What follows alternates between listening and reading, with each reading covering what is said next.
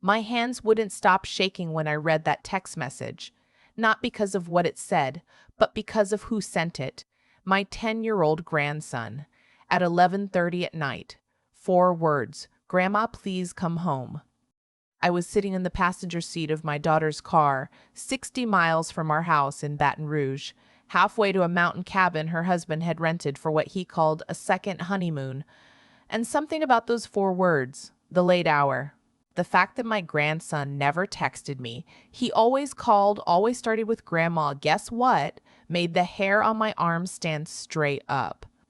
I'm 67 years old now. I was 59 when this happened, old enough to know that children don't reach out in the dark for no reason. I asked my daughter to stop at the next gas station. I said I needed the restroom. What I actually needed was to call my grandson without her husband hearing. His name is Wesley. He was 10, small for his age, wore glasses, obsessed with trains and weather patterns, the most observant child I'd ever known. He noticed things adults walked right past. He picked up on the first ring. Grandma. His voice was barely a whisper, tight the way a child's voice gets when they're trying very hard not to cry. I heard something before you left. I pressed the phone against my ear, standing under a flickering fluorescent light outside a Shell station somewhere in Mississippi. What did you hear, baby? I was on the stairs. I wasn't trying to listen. I just came down for water and the door was open a little. He paused. Mom's husband was on the phone in the kitchen. He said something about the mountain roads and about how they get icy this time of year and how it would be very believable. The word believable hit me like cold water. And then what? He said your name, Grandma. He said, once Patricia's out of the picture, Diane won't argue about anything anymore. I need to explain something about my daughter before I go further, because otherwise none of this will make sense. My daughter Diane is the kind of woman who has always needed someone to lean on. After her first husband, Wesley's father, left when Wesley was 3, she fell apart for almost a year. Then she met her second husband at a work event, and within 8 months they were married. I had tried, gently, to suggest they were moving fast. She stopped calling me for 2 weeks after that conversation. His name was Troy. He was 44, handsome in a careful way, the kind of man who always knew which fork to use and always held the door open, but somehow made you feel like you owed him something for it. He worked in commercial real estate, traveled frequently, and had explained away 2 previous marriages as the fault of complicated women. I had smiled and said nothing. Diane loved him. That was supposed to be enough. What I knew about him, I had filed away quietly. The way he spoke over Diane in conversations, finishing her sentences with different endings than she would have chosen. The way Wesley went quiet around him, not shy, not polite, but absent, like a child who had learned that the best way to survive a situation was to become invisible in it. The way Troy looked at me sometimes, when Diane's back was turned, like he was calculating something. What I didn't know, not yet, was that Troy had a life insurance policy on my daughter worth $2.5 million taken out 14 months earlier. I didn't know about the woman in Memphis he'd been seeing for over a year. I didn't know about the debt he'd accumulated, the failed investment properties, the accounts Diane didn't know existed. I didn't know any of it, but my grandson did, or at least he knew enough. I told Wesley I loved him, that he had done exactly the right thing, and that he should lock his bedroom door and text me if anything felt wrong. Then I hung up and stood under that gas station light for a long moment, listening to trucks rumble past the highway, and thought about what I was going to do. My daughter was inside the gas station buying coffee. Troy was leaning against the car, scrolling his phone. I watched him through the plate glass window. He laughed at something on the screen. A quick, private laugh, then tucked the phone away and looked up with exactly the right expression when Diane appeared with 2 cups. I went back to the car. The rest of that drive, I talked about nothing. The fall foliage, a podcast I'd been listening to, whether Wesley School was still doing that science fair project. Troy drove. Diane dozed against the window. I sat in the back, and watched the dark road and thought about what a 10-year-old boy had heard on a staircase. The cabin was nice. That surprised me. I'd half expected something isolated and run down, but it was a proper rental, well furnished, with a wood stove and a porch that looked out over a steep ravine. Beautiful, actually. Private. No neighbors visible in any direction. A single winding road in, a road that wound around a hillside and dropped off sharply on one side. Mountain roads. Very believable. I didn't sleep. I lay in the guest room and stared at the ceiling and made a list of everything I knew and everything I needed to find out. By 3 in the morning, I had a plan. My son-in-law had remarried his previous ex-wife once. I remember Diane mentioning it, briefly, embarrassed early in the relationship. I had thought little of it at the time. Now I wondered. At 5:30, while Troy was still asleep and Diane had always been a late riser, I got up and found Troy's jacket hanging on the hook by the door. I stood there for a moment. In my 67 years, I have never gone through anyone else's belongings. I was raised to believe that was simply not something decent people did. I searched that jacket in under 2 minutes. Phone was in his bedroom, but in the inside pocket I found a folded piece of paper, a printed email confirmation, a rental agreement for a property in Nashville, dated to start the following month. One occupant listed, not my daughter's name. I photographed it with my phone, returned the jacket, and went and sat on the porch in the dark until the sun came up. Diane woke around 8. She seemed happy that morning, relaxed in a way I hadn't seen in a while, moving around the small kitchen making breakfast, humming. It broke my heart to watch her. She trusted him completely. She had rebuilt her life around him. Troy emerged around 9, and something changed in the atmosphere the moment he walked in. Not anything you could point to, just that the air got a little more careful. He suggested a drive after breakfast.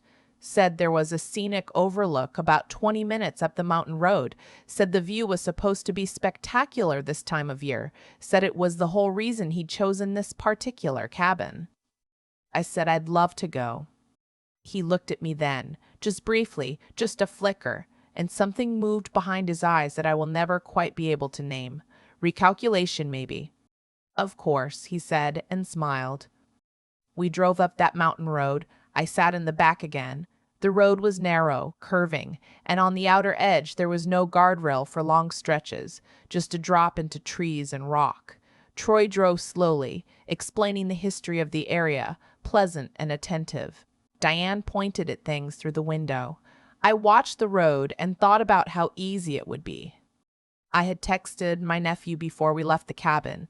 He's 51, spent 20 years as a county sheriff's deputy before he retired, and he has never once in his life made me feel foolish for worrying. I sent him a screenshot of the rental document and 3 sentences. Diane's husband, Mountain Road, call me if you don't hear from me by noon. He called back in 4 minutes. I let it go to voicemail. I couldn't talk. But the act of having sent it, of knowing that someone outside that car now knew where I was and what I suspected, that steadied me. At the overlook, Troy parked and we got out. The view was genuinely beautiful. The valley spread out below us in orange and amber, the morning light catching the treetops. Diane stood at the railing along the edge and took photos on her phone. Troy came to stand beside me. Quite a drop, he said conversationally, not looking at me. It is, I agreed. He turned then and looked at me directly, and his voice dropped below Diane's hearing. You've never really approved of me, have you, Patricia? It wasn't a question. I want my daughter to be happy, I said. She will be. He paused. Eventually. I held his gaze. I'm an old woman, but I am not a small one, and I've buried a husband and raised 2 children alone and run a hardware business for 19 years. And I want to be very clear that I was not frightened in that moment. I was something more focused than fear. Troy, I said quietly, I know about the Nashville apartment. His face didn't change. That was the thing about him. His face never changed when you said something that should have changed it. I don't know what you're talking about. I think you do. And I think you should know that my nephew spent 2 decades in law enforcement and he knows exactly where we are right now. And I texted him 20 minutes ago. A long pause. Diane called out from the railing, "You two want a photo together?" Neither of us moved. Troy looked at me for what felt like a very long time, and then he looked away, out over the valley, and something in his posture changed. Deflated isn't quite the right word. It was more like a machine that had been calculating and had just, quietly, stopped.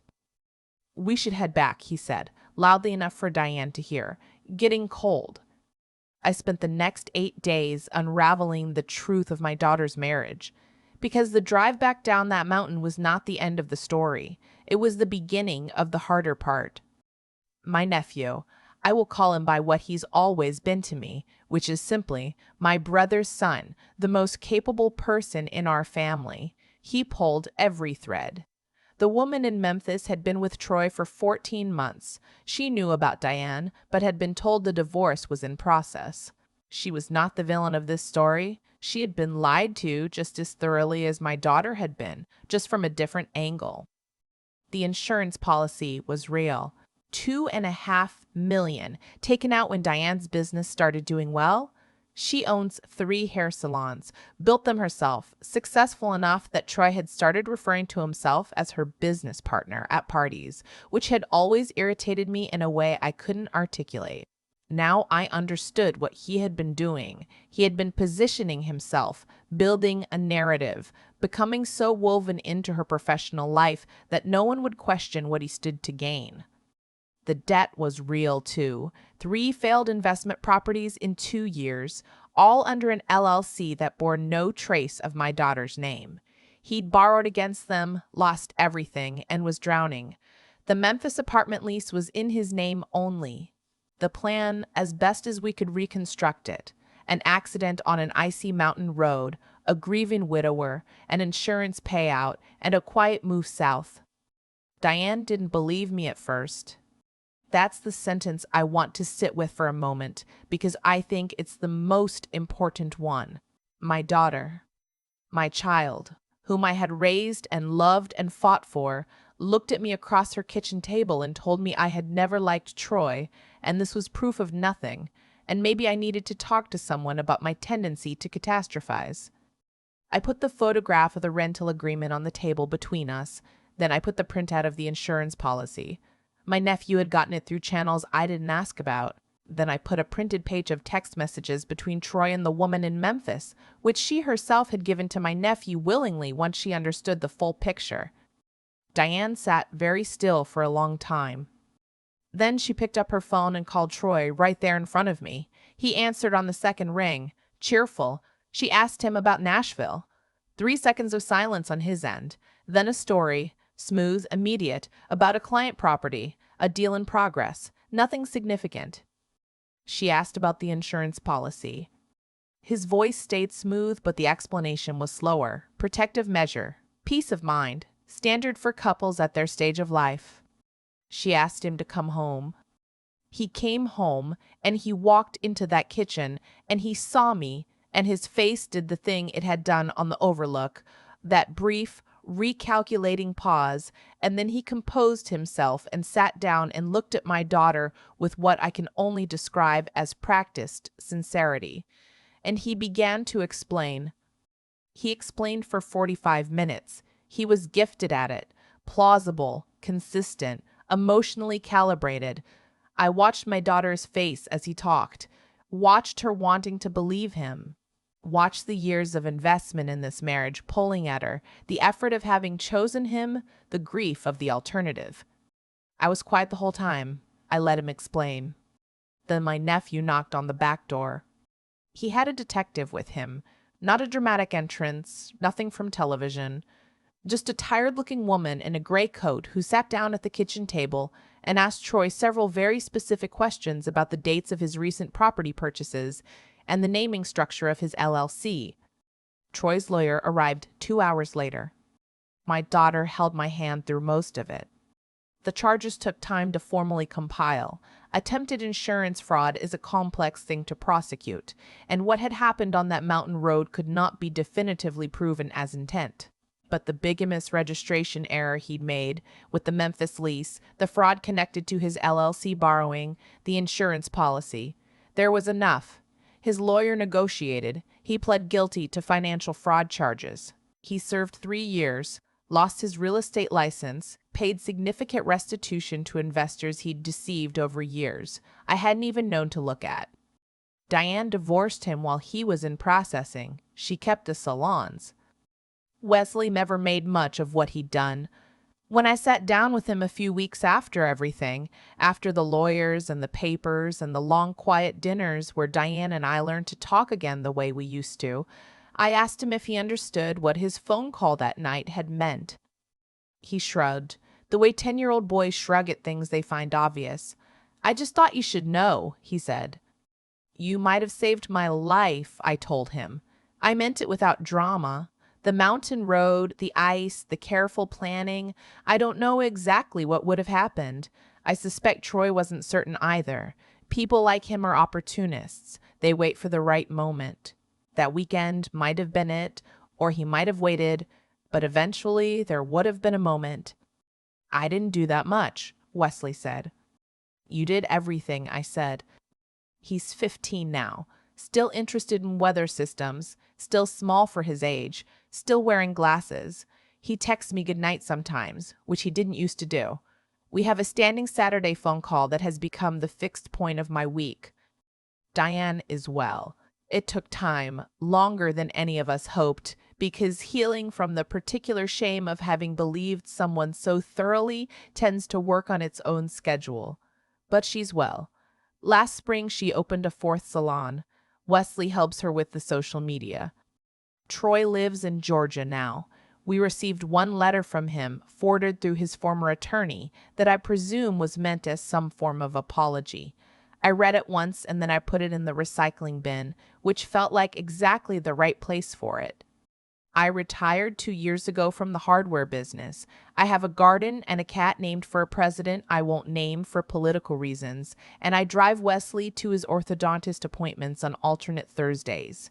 I watch the morning news with my coffee, and I think often about how close the margin was, how much depended on a 10-year-old boy who couldn't sleep, who wanted a glass of water, who noticed a door left open a crack, and who decided, against every instinct children have to avoid adult problems, to pick up the phone. People ask me sometimes, when I've told pieces of this story, whether I was angry. At Troy, obviously, but also at Diane, for not seeing it, for defending him when I came to her. For the weeks that passed between that kitchen table conversation and her finally, fully, allowing herself to understand what had been sitting in front of her. I was not angry at my daughter. Not then, not now. I have been a woman who loved someone who wasn't who I thought they were. It happened to me in my 30s, a smaller scale version of this same story, and I know what it costs to let that belief go. The grief of it is not simple. It's not just the loss of the person, it's the loss of who you thought you were, the person who had been in love with them, who had made those choices. That's a particular kind of grief, and it takes what it takes. What I will say, for anyone who might need to hear it, if something feels wrong, that feeling is information. It doesn't need to be dramatic to be real. It doesn't need to be a mountain road and an insurance policy. It can just be a car ride where the air feels different, a door left open a crack, a child who can't sleep. Troy had been hiding things for years. He was good at it. But children are not trained to pretend they haven't noticed. They haven't yet learned that noticing inconvenient things is impolite. My grandson saw what I had been trained for years not to say out loud, and he said it plainly in a text message at 11:30 at night. I get to sit in my garden because of that. I get to drive to orthodontist appointments and argue about whether the cat is overweight and make coffee too strong and complain about the morning news. I get to watch Wesley grow up. I would trade nothing for that, not even the fear on that mountain road, because the fear is part of how I know it was real, that I was present, that I was paying attention when it mattered. Listen to the children in your life, not just when what they're saying is convenient, not just when it fits what you already believe. Listen especially when what they're telling you is something you don't want to hear, because that's usually when they're telling you something true. I almost didn't call him back that night. I almost told myself he was dreaming or confused or repeating something he'd misheard. It was late. I was tired. We were already 60 miles down the road. But I called. And I am here to tell you that I did. I still think about that gas station in Mississippi sometimes. The fluorescent light buzzing overhead, trucks rattling past on the highway, my phone pressed so hard against my ear, I could feel the case edge cutting into my cheek. That was the moment everything could have gone either way. I could have told myself Wesley was a child who'd half heard something and misunderstood. I could have gone back to the car and said nothing and made myself believe what was easier to believe. I didn't, and I've spent 8 years now turning that decision over, trying to understand what it actually was. Not luck, not instinct exactly, but something I think gets built over a lifetime if you let it. A willingness to face what's inconvenient, to sit with an uncomfortable truth rather than smooth it over because the alternative is too disruptive. Troy was clever. I want to acknowledge that because I think people sometimes expect predators to be obvious, and when they're not, victims blame themselves for missing it. Troy had built an architecture of plausibility around everything he did. The business trips, the attentive husband routine, even the cabin, a nice one, a reasonable one, the kind of place you'd actually want to take your wife for a weekend away. He had thought it through. What he hadn't accounted for was a 10-year-old boy who came downstairs for a glass of water and had the moral clarity to pick up the phone. That's what I keep coming back to. Wesley didn't do what he did because he was trained to do it or rewarded for it. He did it because somewhere in him, at 10 years old, there was already a settled sense of what was right. He knew that what he had heard was wrong. He knew that staying quiet would make him complicit in whatever followed. He didn't have language for any of that, I'm sure. He just knew, and he acted on it at 11:30 at night to a grandmother 60 miles down the road. I think about what it takes to do that, to notice a thing clearly, to reason through its implications, and then to actually move. Those are 3 separate capacities, and most people are stronger in 1 or 2 than in all 3. I've known brilliant people who could see a problem with perfect clarity and still find 100 reasons not to act.